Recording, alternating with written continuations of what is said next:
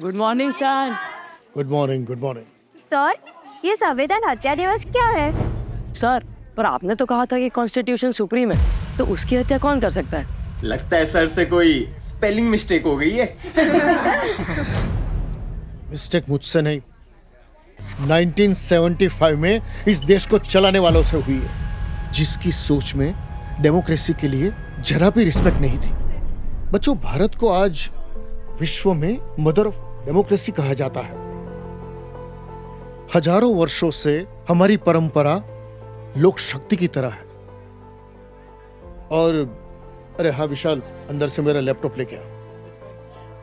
तो बच्चों, 1947 में हम आजाद हुए, फिर डॉक्टर भीमराव अंबेडकर जी ने हमें हमारा संविधान दिया। पर सर, संविधान की हत्या कैसे हुई? तुम्हें बहुत जल्दी है, रुको जरा, सब्र करो। लगता है तुम लोगों को अच्छी तरह समझाने के लिए मुझे जरा पीछे जाना पड़ेगा। अरे बैठो बैठो बैठो बैठो। अरे वाह, ये लो, लैपटॉप भी आ गया। देखो बच्चों, 1971 में प्रधानमंत्री इंदिरा गांधी थी। उन्होंने चुनाव प्रचार के दरमियान अपने चुनाव क्षेत्र रायबरेली में अपने फायदे के लिए सरकारी मशीनरी का गलत इस्तेमाल किया, और वो अदालत में साबित भी हुआ। और 12 जून 1975 को इलाहाबाद हाई कोर्ट ने प्रधानमंत्री इंदिरा गांधी को दोषी करार दिया। ओह, तो उन्हें सजा मिली क्या? मिली ना। कोर्ट ने 6 साल के लिए उनके चुनाव लड़ने पर रोक लगा दी। तो फिर वो पीएम नहीं रही? अरे श्रीमती गांधी अपनी सत्ता कभी छोड़ना ही नहीं चाहती थी, तो देश भर में उनके खिलाफ आंदोलन उठे। और 50 साल पहले ठीक आज ही के दिन, यानी 25 जून 1975 को दिल्ली के रामलीला मैदान में भारत रत्न जयप्रकाश नारायण ने एक ऐतिहासिक रैली की, जहां अपने राष्ट्र कवि रामधारी सिंह दिनकर की पंक्तियां खूब गूंजी। सिंहासन खाली करो, जनता आती है। फिर सर? फिर क्या, जब सत्ता के टॉप पर बैठा हुआ कोई भी अपने आप को सिस्टम से भी ऊपर समझता, संविधान का कभी सम्मान न करता हो, उसका क्या हो सकता है? उसी दिन इंदिरा गांधी ने अपनी सत्ता बचाने के लिए एक खतरनाक कदम उठाया, जिसने पवित्र संविधान के मूल्यों की हत्या कर दी। संविधान के आर्टिकल 352 का दुरुपयोग करके देश में आपातकाल लगा दिया। भाइयों और बहनों, राष्ट्रपति जी ने आपातकाल की घोषणा की है। 25 जून 1975 की रात से ही देश में लागू हो गई इमरजेंसी।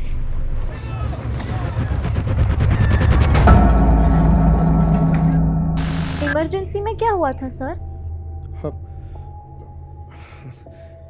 देखो बेटा, एक दिन सुबह उठकर न तुम्हारा मोबाइल चले, ना टीवी चले, ना रेडियो पे न्यूज आए, सोशल मीडिया पे ना कोई पोस्ट डाल सको, ना कोई स्टोरी बना के रख सको, तो क्या होता? अरे बाप रे! हाँ, वैसा ही हुआ था।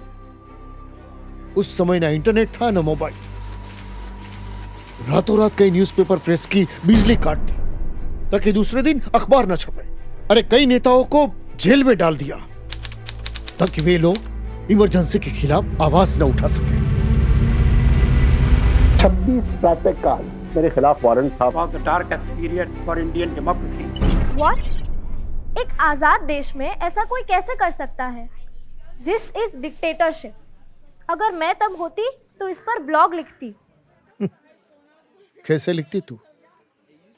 तानाशाही ने लोगों के सारे राइट्स का गला घोट दिया था। गला घोट दिया गया था? ओह सर, अब मैं समझा पोस्टर में हत्या शब्द क्यों लिखा है। एक बार नहीं, पीएम इंदिरा गांधी ने बार बार संविधान का मजाक बनाया, बार बार उसमें बदलाव किए, सिर्फ और सिर्फ अपनी सत्ता बचाने के लिए। प्रेस और मीडिया पर कठोर सेंसरशिप लाद दी गई। पुरुषों की जबरन नसबंदी तक उस दौर में हुई। यहां तक कि सरकारी अधिकारियों को नसबंदी के टारगेट्स दिए जाते थे, और जो पूरा न कर सके ना, उसको कीमत चुकानी पड़ती थी। यकीन नहीं होता हमारे देश को इतने बुरे दौर से गुजरना पड़ा। ये तो सच में डार्केस्ट पीरियड था सर। इतना ही नहीं, इंदिरा गांधी सरकार ने बड़े स्तर पर डिमोलिशन अभियान चलाया। दिल्ली के तुर्कमान गेट और कई दूसरे क्षेत्रों में न जाने कितने घर गिरा, जिससे दंगे भड़के, कई लोगों की जान गई। सर, आपने भी देखा था क्या ये बुरा समय? हाँ बेटा, मैंने ही नहीं, आज के प्रधानमंत्री नरेंद्र मोदी जैसे हजारों लाखों युवा ने देश भर में आपातकाल का पुरजोर विरोध किया। देश भर में लगातार प्रोटेस्ट हुए। लोग आर्टिकल्स लिखते थे, छिपकर छापते थे, कार्टून्स बनाते थे, पर्चियां बांटते थे, और जो लोग जेल में बंद थे ना, उनके परिवार को मदद भी करते थे। सर, इस टॉर्चर का आखिर एंड कब हुआ? बेटा, एक दो नहीं, पूरे 21 महीने देश ने ये कालाकाल झेला। और फाइनली जनवरी 1977 में जब लोकसभा के चुनाव हुए तो एज एक्सपेक्टेड जनता ने अपना फैसला सुनाया। इंदिरा गांधी अपने गढ़ रायबरेली से बुरी तरह से हार गई। 21 मार्च 1977 को आपातकाल रद्द हुआ। मोरारजी देसाई प्रधानमंत्री बने। आपातकाल पर जांच बैठी।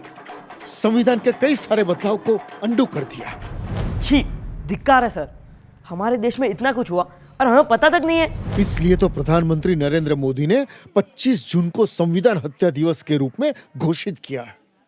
समझे? तो बच्चों, ये तुम्हारी जिम्मेदारी है कि संविधान के वैल्यूज बने रहे।